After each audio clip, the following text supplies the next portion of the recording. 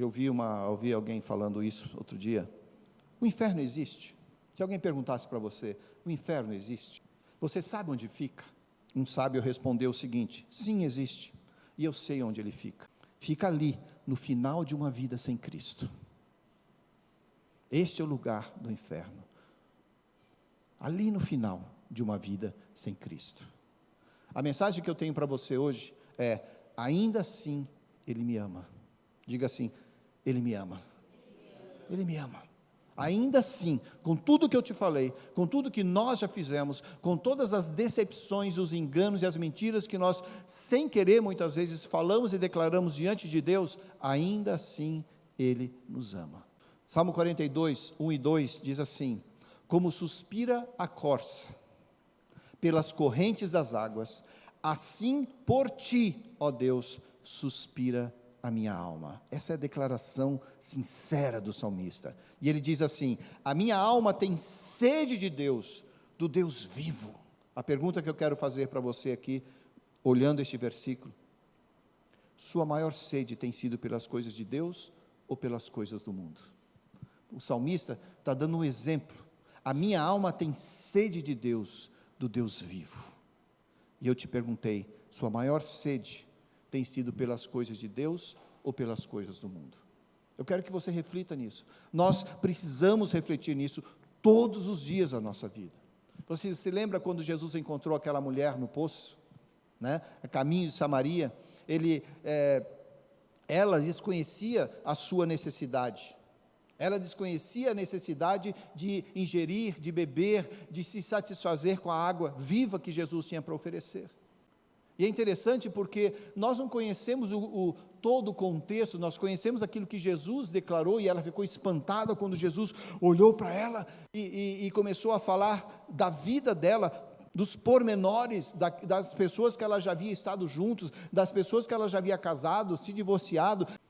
A verdade é que às vezes a gente quer saciar a nossa sede, ou a nossa esperança, os desejos, em outras fontes, tantas fontes que existem por aí. Na verdade, aquela mulher estava saciando o seu desejo naquela fonte. Ela vinha em horário separado, ela não vinha com as outras pessoas, porque ela não era querida, ela não era amiga das outras mulheres, ela era, na realidade, rejeitada, porque ela era uma prostituta. Jesus sabia disso. Jesus enviou seus discípulos para outro lugar, e falou: eu vou ficar aqui, porque eu tenho uma missão.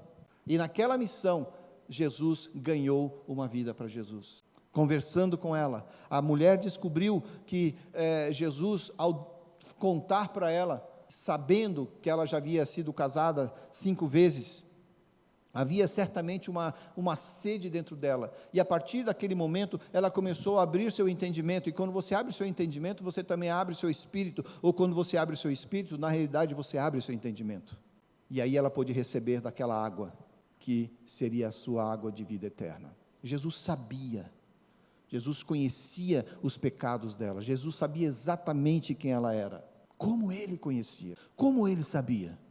Uma das naturezas de Deus qual é? A onisciência. Jesus sabia exatamente o horário que aquela mulher iria passar ali. Você se lembra daquela história de Jesus com os discípulos? Daí chega alguém, cobra o imposto, e Jesus fala: Pedro, vai lá no mar e pega o primeiro peixe. O primeiro peixe que você pegar, é esse peixe que terá o dinheiro dentro dele, para nós pagarmos isso. Nós não precisamos pagar. A família de Jesus não tinha obrigação nenhuma de pagar impostos, mas ele chegou e falou assim: vai lá, Pedro. Por que Jesus falou isso? E para pegar o primeiro peixe? Porque Jesus conhecia o caminho do peixe, Jesus conhecia o que estava dentro do peixe, Jesus conhecia o valor do peixe, assim como Ele conhece você. Ele sabe exatamente onde você estará daqui a alguns dias, naquele lugar, naquela hora, e aquilo que vai estar dentro de você. Jesus conhece o nosso valor profundamente. Então, uma das naturezas de Deus é essa onisciência que eu estou falando para você. Mesmo sendo em Samaria, porque você sabe que os samaritanos e os judeus não se davam, você já ouviu isso várias vezes. Eles haviam profanado o templo dos judeus, e os judeus não gostavam dele. Muitos samaritanos adoravam outros deuses, ou adoravam de forma errada o Deus de Israel, e os judeus não gostavam daquilo. Mas Jesus mostrou para aquela mulher algo diferente, e o nome desse comportamento é graça. O nome desse comportamento que Jesus mostrou para aquela mulher é graça.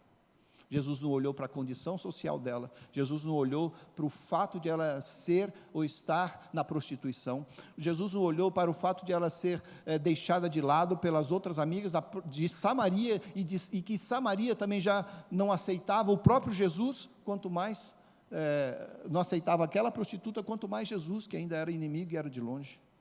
E Jesus não olhou para nada disso, porque o comportamento de Jesus, como deve ser o nosso comportamento, é o comportamento da graça. Olha para você, talvez você esteja hoje numa posição onde você ainda não consegue crer 100%, talvez não consiga aceitar 100% Jesus, assim como os samaritanos não conseguiam aceitar 100% Jesus, assim como os samaritanos muitas vezes duvidavam se alguém chegava de fora, quem é essa pessoa? A gente pode achar que ninguém conhece o que faz, ou o que fez, e como vive, quais são as suas escolhas, quais são as suas vontades, tudo isso passa na nossa cabeça quando nós olhamos para alguém, mas Jesus, eu posso dizer para você, conhece você melhor do que você mesmo.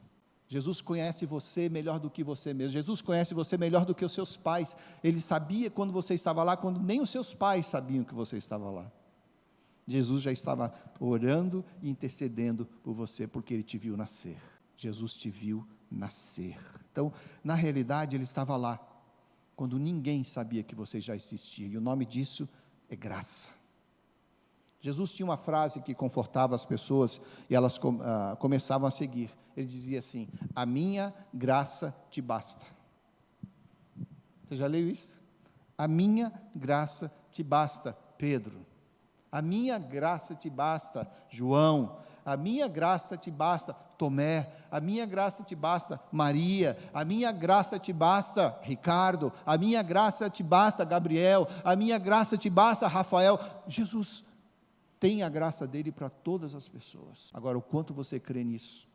Olhe para si mesmo. Mais uma vez eu te peço. Sabe o que você deve pensar? Sabe o que você deve refletir? É que, ainda assim, Ele te ama. Olha para si. Dentro daquilo que foi ministrado semana passada e que você vai assistir, olha para as trocas que você faz. Geralmente nós viemos para a igreja para quê? Para fazer algum tipo de troca, quando nós deveríamos vir para entregar o sacrifício. Qual é o tipo de mensagem que a gente espalha, quando a gente olha assim? Olha para si mesmo. Jesus conhece os seus segredos, Jesus conhece os seus pensamentos, Jesus é onisciente, onipotente, Jesus conhece tudo, e Ele tem força, e Ele é poder para mudar aquilo. Os seus pensamentos mais profundos, as suas ideias mais genéricas, os seus segredos mais escondidos possíveis, Jesus conhece. Os seus momentos mais tristes, Jesus conhece. Ainda assim, Ele te ama. O que Jesus ofereceu para aquela mulher no poço? Água, vida, água viva. Ele disse que ela ficaria satisfeita, que ela ficaria cheia e que ela seria plena. A graça de Jesus dá tudo isso para você. Nós vamos ler alguns versículos. Em João 4, a partir do versículo 1. João 4, a partir do versículo 1, diz assim: quando, pois, o Senhor veio a saber que os fariseus tinham ouvido dizer que ele, Jesus, fazia e batizava mais discípulos do que João, se bem que Jesus mesmo não batizava, e sim os seus discípulos, deixou a Judeia, retirando-se outra vez para a Galileia. E era-lhe, olha só, era-lhe necessário atravessar a província de Samaria. Por que era necessário? Estava dentro dos planos do Pai. Quantas coisas acontecem na sua vida e você fica perguntando por quê? Talvez Deus esteja dizendo assim: foi necessário, você precisou passar ali, você precisou pisar ali, você precisou estar naquele momento, naquele lugar. A Bíblia disse que era-lhe necessário atravessar a província de Samaria. Eu já disse para você, você já conhece, Jesus não era bem-vindo naquele lugar, as pessoas não queriam a presença dos judeus por perto. Chegou, pois, a uma cidade samaritana chamada Sicar, perto das terras que Jacó dera a seu filho José. Estava ali a fonte de Jacó. Cansado da viagem, assentara-se Jesus junto à fonte, por volta da hora sexta. Nisto veio uma mulher samaritana tirar água. Disse-lhe Jesus: dá-me de beber. pois seus discípulos tinham ido à cidade para comprar alimentos. Então lhes disse a mulher samaritana: como, sendo tu judeu, pedes de beber a mim, que sou mulher samaritana? Porque os judeus não se dão com os samaritanos. Replicou-lhe Jesus: antes disso, como que ela sabia que Jesus era judeu? Não sei. Eu estou fazendo uma pergunta real. Eu não sei, mas eu imagino que é pela forma que ele se vestia, talvez o sotaque, né? Talvez a fisionomia. Não era tão longe, não é tão longe, os lugares lá são bem pertos, tá? Quem já foi lá sabe disso. Mas eu te pergunto, como que as pessoas conhecem você quando você chega no lugar? Como elas te definem como cristã e como não cristã? Como as pessoas olham para você e já no espírito delas podem afirmar: como você, sendo cristão, faz algo assim, fala algo assim, chega perto de mim? Você está entendendo? Nós, paralelamente, vivemos da mesma forma, somos olhados do mesmo jeito, talvez julgados como Jesus foi julgado aqui. Vamos lá. Replicou-lhe Jesus: se conheceras o dom de Deus e quem é o que te pede, dá-me de beber, tu lhe pedirias, e ele te daria água viva. Respondeu-lhe ela: Senhor, tu não tens com o que tirar, e o poço é fundo, onde, pois, tens a água viva? És tu, porventura, maior do que Jacó, o nosso pai, que nos deu o poço, do qual ele mesmo bebeu, e bem assim seus filhos e seu gado? Para aqui. A gente precisa parar. Essa mulher conhecia a palavra. Essa mulher conhecia as escrituras. Essa mulher conhecia da tradição do seu povo. Você vai ver aqui. No entanto, com quem Jesus se encontrou ali? Com uma mulher que estava afastada de Deus. Com uma mulher que não tinha água viva. Com alguém que não vivia no relacionamento e não desfrutava da presença do Pai. Conhecia a palavra. Talvez ela até entrasse escondidinha nas reuniões que aconteciam. Tá bom? Disse-lhe a mulher: Senhor, dá-me dessa água para que eu não mais tenha sede, nem precise vir aqui buscá-la. Disse-lhe Jesus: vai, chama teu marido e vem cá. Ao que lhe respondeu a mulher: não tenho marido. Jesus jogou, né, verde para colher maduro aqui, né? Replicou-lhe Jesus: bem disseste, não tenho marido, porque 5 maridos já tiveste, e este que agora tens não é teu marido, isso disseste com verdade. E aqui Jesus então vai entrar na área da verdadeira adoração. Senhor, disse-lhe a mulher, vejo que tu és profeta. Quando você fala a verdade, quando você fala com autoridade, quando você fala profeticamente, o que as pessoas veem em você? Vejo que tu és profeta, ou vejo que tu és mentiroso? Vejo que tu és profeta, ou vejo que você é religioso? Vejo que tu és profeta, ou vejo que você só faz troca, que você é negociante na casa do Senhor? A gente precisa pensar quando a gente lê a palavra de Deus. Nossos pais, ela falou, vejo que tu és profeta. Nossos pais adoravam neste monte. Vós, entretanto, dizeis que em Jerusalém é o lugar onde se deve adorar. Disse-lhe Jesus: mulher, podes crer-me que a hora vem, quando nem neste monte, nem em Jerusalém adorareis o Pai. Vós adorareis o que não conheceis. Vós adorais o que não conheceis. Nós adoramos o que conhecemos, porque a salvação vem dos judeus.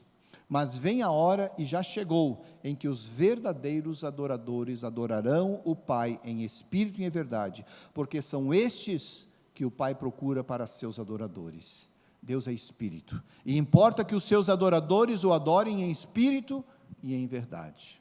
Eu sei, respondeu a mulher, que há de vir o Messias. A mulher conhece a palavra, gente. Ela tinha esperança desse Messias, mas vivia longe do Criador. Eu sei que há de vir o Messias, chamado Cristo. Quando ele vier, nos anunciará todas as coisas. Disse-lhe Jesus: eu sou o que falo contigo. Gente, eu fico imaginando o que aquela mulher sentiu. Sabe quando você está adorando às vezes e vem aquele... Quando você sente aquele negócio e você sabe que a presença de Deus está ali, você sabe que tem alguma coisa diferente ali, naquela adoração, naquela palavra, e você pula, e você não se contém, e você dá glória, e você fala em língua, e você faz alguma coisa, porque você sente que tem algo diferente. Eu fico imaginando o que essa mulher sentiu quando Jesus disse: eu sou o que falo contigo. Ele é profeta, ele é o Messias esperado, tudo isso que a mulher já conhecia, de ouvir falar talvez, não de experimentar essa presença, mas de ouvir falar, e de repente, aqui pela primeira vez, Jesus se anuncia como Messias em Jerusalém, em Israel, e aquela mulher sente verdadeiramente a presença do Senhor. O que eu quero que você entenda aqui, é que você hoje tem essa presença, você hoje tem esse Espírito dentro de você. Quando alguém tão necessitado como essa mulher aqui, se encontrar com você, estiver diante de você, seja qual for o problema, você vai falar com ela: olha, eu já fiz assim, dá certo assim, mas vai chegar o momento que você vai ter que exalar aquele que está dentro de você, e essa pessoa vai sentir e viver essa autoridade. Que segredo você acredita que tem escondido de Deus? Essa mulher estava escondendo alguma coisa de Deus, estava escondido, está entre aspas. Eu tenho um segredo para dizer para você, Ele já sabe. Talvez você não soubesse disso, mas o segredo que você esconde, Ele já sabe. Deus já sabe. É aquele clamor, é aquele choro, é aquela verdade que você está guardando aí, é aquela palavra que você não consegue falar porque você acha que você vai pecar. Ele já sabe. Jesus sabia. Ainda assim, Ele te ama. Por isso eu quero te convidar a você fazer algo agora. Pede perdão para Deus, porque Ele já sabe. Ele anda com você, Ele não duvida de você, Ele conhece você profundamente. E quando eu peço perdão, eu sigo em frente. Eu não peço perdão e fico lamentando, e pisando, e mastigando, e sabe aquele no lagar, quando você fica lá pisando na uva, e pisando na uva, sabe? Tem uma hora que você tem que parar de pisar na uva e ir lá, deixar que ela fermente para o vinho ser feito. Tem gente que fica pisando na uva a vida inteira. A uva já está azeda e você está pisando na uva. E Deus fala: pede perdão e siga em frente. Faça como aquela mulher fez. O que ela fez? Ela saiu correndo. Uma vez curada, ela se levantou e foi direto ao seu destino. Missão de vida. Talvez a missão de vida dela, ela nunca teve um entendimento claro. Ela rodou, 5 maridos, estava vivendo com um que não era nem casado, e ela não tinha ainda enxergado e visto o destino que Deus tinha para ela. No momento que ela viu, se encontrou com o rei, o Messias que ele tanto esperavam, ela saiu correndo. A Bíblia diz que ela se levantou e foi direto ao seu destino. Não usou essas palavras, mas é o que nós entendemos. Ela cumpriu então o seu propósito e a missão de vida. Qual é o teu propósito e missão de vida? Talvez seja alcançar uma pessoa, e essa pessoa alcançar 10, e dentro daquelas 10, milhares, não sei. Talvez o seu propósito de vida seja caminhar com alguém a vida inteira, eu não sei. Mas eu fico pensando, quantas famílias aquela mulher já tinha destruído? Quantas vidas aquela mulher já tinha se metido de alguma forma, a ponto de causar dentro de uma situação chata? É isso que a prostituta faz, não é verdade? Porque a prostituta sempre busca algo em troca. Ela está ali por lucro, não é verdade? Quando a igreja entrega em adoração, entrega o seu sacrifício. Jesus conhece. Aquela mulher não perdeu tempo com desculpas, explicando em detalhes o que havia feito. Ela simplesmente aceitou, como havia feito. E eu te pergunto, será que Jesus pode restaurar tudo dessa forma? Pode. Sabe por quê? Porque Ele te ama. E porque Ele conhece cada um de nós profundamente. Essa é a verdade que nós precisamos crer. Enquanto há pessoas que não conseguem sair das suas amarras, das suas prisões, mesmo aquelas que já estejam quebradas, alcançadas e pelo sangue de Jesus, algumas pessoas parecem que gostam disso. As correntes já estão soltas, mas alguns parece que colocam de volta. Gálatas 2,4 é um dos versículos maravilhosos que eu acredito que o Senhor colocou ali, especificamente, né? Muitos foram, mas esse aqui é para mim e para você. Gálatas 2,4 diz assim: e isso por causa dos falsos irmãos, que se entremeteram com o fim de espreitar a nossa liberdade que temos, não que a teremos ou que poderemos ter se trabalharmos muito e darmos muito e doarmos muito. A Bíblia diz, liberdade que temos, eu já tenho essa liberdade, tá? Em Cristo Jesus, mas essas pessoas vêm para nos reduzir ao quê? A escravidão que você vivia. Não permita isso dentro da igreja. Não permita isso para a sua vida. Deus já te trouxe a libertação. Deus já deu a você uma nova vida. Mas largue as correntes que te seguravam, para que você possa caminhar. Quero orar com você. Mas antes de eu ler Filipenses 3 aqui, eu quero só contar uma história, para daí a gente orar. Algumas pessoas perguntam, eu vi um pastor falando sobre isso e eu vou tentar repetir aqui. Algumas pessoas perguntam, por que Deus destrói? Por que Deus permite a destruição? Nós estamos vendo aí no mundo inteiro toda essa calamidade, essas coisas que estão acontecendo por aí, de gripe, de corona e outras doenças que matam até mais do que isso já matou. Se Deus é amor, por que Ele faz isso? Eu quero concluir com isso aqui, eu quero que você pense nisso. Porque, na verdade, nós é que estragamos esse conceito. São os próprios pais que estragam esse conceito. Se o filho faz alguma coisa errada, se ele destrói e ele vai para a cadeia, o pai vai lá e paga a fiança e tira o filho de lá. Quando o filho tinha que ficar lá e pagar pelo erro que cometeu. Então, nós pais é que estragamos o conceito do verdadeiro amor. Deus não é pai pós-moderno. Ele não vai nos tirar da cadeia. Se eu erro, eu vou pagar pelo meu erro. Essa é a verdade. Uma vez um homem cometeu um crime e ele foi preso. Mas a cidade gostava muito dele, porque ele era muito conhecido ali, e a cidade gostava desse homem. Ele foi preso e condenado à morte. Já estava chegando o dia de ele ser condenado à morte, e a cidade escreveu para o governador, pedindo que ele perdoasse aquele homem pelo crime que ele havia feito, porque achavam que ele era um homem bom. Aquele governador ouviu o clamor das pessoas, viu que eram muitas pessoas pedindo para que ele fosse liberto, e ele falou, eu vou lá vou visitá-lo na cadeia, mas não digam que eu vou. Ele se vestiu, colocou um paletó, pegou uma Bíblia, e a pessoa achava que ele era um pastor chegando lá. Só que dentro da Bíblia ele colocou a carta afirmando a liberdade daquele homem, a assinatura do governador. E ele, quando chegou na cadeia, aquele homem viu um pastor chegando e falou, o que você está fazendo aqui? Ele falou, o pastor, né? Era o governador vestido de pastor, falou assim, eu tenho um presente para você. Eu não quero esse presente aí. Falou, não, esse presente ele vai te dar vida. Não, eu não quero, sai daqui, eu não preciso disso. E ele começou a xingar, sai daqui, cuspiu, rejeitou. E quando o governador saiu e foi embora, o carcereiro veio e falou para o ladrão, cara, você é burro, você é muito tolo. Aquele homem não era um pastor, aquele homem era o próprio governador. E dentro daquela Bíblia tinha uma carta dando a você a liberdade. Aquele homem então já tinha sido julgado, ele foi à forca, e antes de ser enforcado, ele disse, eu serei morto, não por causa do crime que cometi, mas do perdão que eu recusei. Com isso eu quero dizer para você, a pessoa que vai para o inferno, ela não vai por causa do pecado, ela vai porque ela rejeitou a graça e o perdão de Deus. E quantas vezes nós rejeitamos isso? Todas as vezes que nós não cremos em Deus como devemos crer. Amém? Eu quero que você curve a sua cabeça. Eu vou orar com você. Vou ler Filipenses 3, 13 e 14, que diz assim, irmãos, quanto a mim não julgo havê-lo alcançado. Mais uma coisa faço, esquecendo-me das coisas que para trás ficam e avançando para as que diante de mim estão, prossigo para o alvo, para o prêmio da soberana vocação de Deus em Cristo Jesus. Todos, pois, que somos perfeitos, tenhamos esse sentimento, e se porventura pensais outro modo, também isto Deus vos esclarecerá.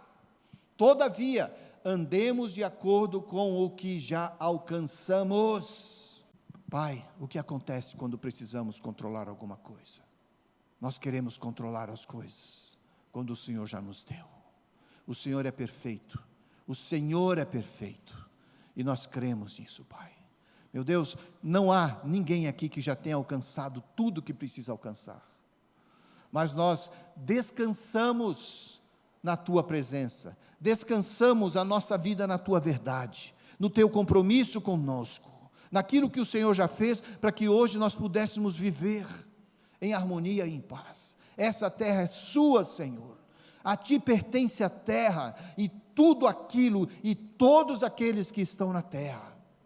Nós somos teus filhos, nós recebemos essa herança. Nós somos co-herdeiros com Jesus e queremos compartilhar isso para a bênção e honra do seu nome. Ajuda-nos, Pai, a entender tudo isso uma vez por todas, no nome de Jesus. Perdoa-nos, Pai, quando nós continuamos no nosso caminho e não no caminho que o Senhor quer. Perdoa-nos quando nós ouvimos aqueles que vêm ao nosso redor querendo nos levar de volta à escravidão, quando o Senhor já nos deu a liberdade. Obrigado, Jesus, por tudo que o Senhor fez por nós, em nome de Jesus. Eu te agradeço. Amém? Essa é a mensagem que eu tinha para você. Eu precisava disso essa semana. Eu precisava ouvir que Deus me ama. Eu precisava descobrir que o amor dele é infindável. E eu falei, se eu preciso disso, também acho que os meus irmãos precisam. Se essa é a mensagem que o Senhor vai me dar, amém. Amém? Levante-se aí onde você está. Eu orei com você. Agora eu queria que você colocasse o que você precisa colocar diante de Deus. A gente não acabou ainda. Eu queria que você refletisse um pouco nessa palavra. Diga para Deus o que você está levando hoje. Com o que você está saindo. Qual foi a conscientização que veio para o seu coração? E também pense aí com Deus o que você vai fazer a partir de agora. Como você vai agir a partir de agora. Amém? Curve a tua cabeça aí. Deus está dizendo aqui que tem pessoas que estão carregando uma culpa que não precisam carregar. Uma culpa, e esse peso tem arrastado você, quando você poderia estar correndo. Se é você, e eu acho que não é só uma pessoa, quem seja, Deus diz, põe para fora, declara, porque eu carreguei toda a culpa, eu carreguei todo o pecado, para que você pudesse ser livre. Em nome de Jesus. Eu estou vendo pessoas aqui, sabe aquela imagem antiga daquelas prisões, que o cara estava lá com a picareta, no meio do mato, na terra pedregosa, e uma bola de ferro ligado às correntes, lembra? Eu vi isso aqui, que algumas pessoas têm caminhado assim, e por terem talvez esse sentimento dentro de si, é como se elas estivessem aprisionadas. Alguém sempre observando, alguém sempre apontando uma arma, alguém sempre acusando, e essa pessoa não consegue sair do seu lugar. Eu estou vendo isso aqui agora. E Deus está dizendo para você, eu já cortei essa corrente, eu já arrebentei aquilo que te segurava. Não tem alguém com arma ao seu redor, tem alguém ao seu redor te abraçando, te carregando, te empurrando. Eu vejo você numa subida, e nessa subida Deus está empurrando para que você corra, porque lá em cima, quando você chegar, você vai visualizar o horizonte do seu destino e da missão que Deus deu para você. Eu quero que você creia nisso. Se é você, espiritualmente falando, pode olhar para o seu pé, não tem corrente aí, não tem corrente aí. O diabo não tem autoridade para te segurar na escravidão, ele não tem autoridade na tua vida. Você acabou de orar, você acabou de entregar essa palavra diretamente para o seu coração, e Deus está dizendo para você, creia na minha palavra, porque eu vou te carregar, e eu vou te empurrar para o seu destino. Ora aí, entrega para Deus, entrega para Deus, entrega para Deus, entrega para Deus. Sabe o que acontece no mundo espiritual nesse momento? É como se você visse um monte de gente segurando e carregando, empurrando, segurando para que você não pudesse correr. Mas Deus diz, eu já arrebentei essa corrente, você pode correr, você tem liberdade para correr. Não rejeita como aquele prisioneiro rejeitou a mensagem de vida que está na palavra para a sua vida. Essa palavra vem com uma carta de alforria, de libertação, para dizer, você não é mais escravo, você está solto, você está liberto, e você pode caminhar. O teu passado, Deus diz aqui, o teu passado é comigo, o teu passado é comigo, e o teu presente é você estar comigo. A gente se pega muito ao passado, e Deus diz, larga, larga, larga, porque é o teu presente. Essa mensagem é para a eternidade, não é para hoje, não é nem para amanhã, e nem só para depois da manhã, é para a tua eternidade, amém?